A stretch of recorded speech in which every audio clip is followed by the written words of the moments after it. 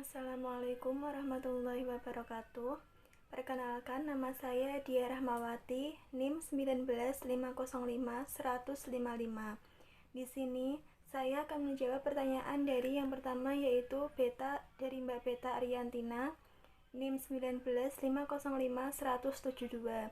Yang pertama, mengenai profesionalitas, dalam makalah dijelaskan jika pekerjaan harus dilakukan berdasarkan pengetahuan yang memadai. Yang ingin saya tanyakan, apakah pengetahuan tersebut harus wajib kita kuasai sebelum kita memulai pekerjaan tersebut? Yang kedua yaitu, jika ada orang yang minim dalam mengenyam pendidikan tetapi harus dituntut untuk bekerja agar dapat memenuhi kebutuhan hidupnya, namun ia tidak bisa memperoleh pekerjaan yang sesuai di bidangnya, apakah berarti orang tersebut sama sekali tidak memiliki peluang untuk bekerja? Padahal profesionalitas juga bisa terbentuk setelah seseorang melakukan pekerjaan selama beberapa waktu. Lalu pertanyaan dari Eva Rismalinda, NIM 1706-150. Bagaimana cara kita tetap mempertahankan sifat sidik, amanah, tablik, fatonah ketika ada saudara atau teman dekat yang meminta tolong untuk berbohong dalam pekerjaan di situasi mendesak, dan apakah itu disebut profesionalitas dalam bekerja? Nah, di sini saya akan menjawab pertanyaannya, yaitu yang pertama, mengenai profesionalitas. Dalam makalah dijelaskan jika pekerjaan harus dilakukan berdasarkan pengetahuan yang memadai. Yang ingin saya tanyakan, apakah pengetahuan tersebut harus wajib kita kuasai sebelum kita memulai pekerjaan tersebut? Menurut saya, pengetahuan memang wajib diketahui sebelum memulai pekerjaan. Jika kita tidak mengetahui mengenai apa-apa saja pengetahuan mengenai pekerjaan tersebut, maka kita tidak akan bisa melakukan pekerjaan itu dengan baik. Kita pasti akan kebingungan saat memulainya. Meskipun itu hanya pengetahuan dasar, tidak masalah, yang terpenting kita mengetahuinya. Untuk pengetahuan yang lebih jauh dapat dipelajari sambil bekerja, jadi bekerja sambil belajar. Jika dasarnya saja kita tidak tahu, maka kita akan kebingungan melakukan pekerjaan tersebut mulainya dari mana.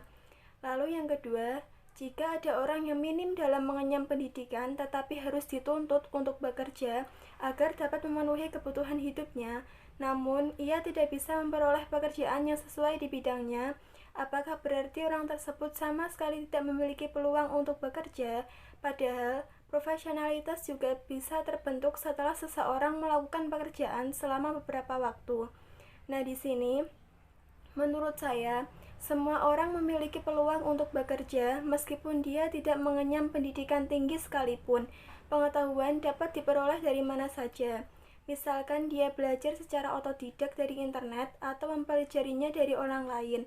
Jadi, meskipun itu bukan bidangnya, dia tetap dapat bekerja dengan mempelajari ilmu baru.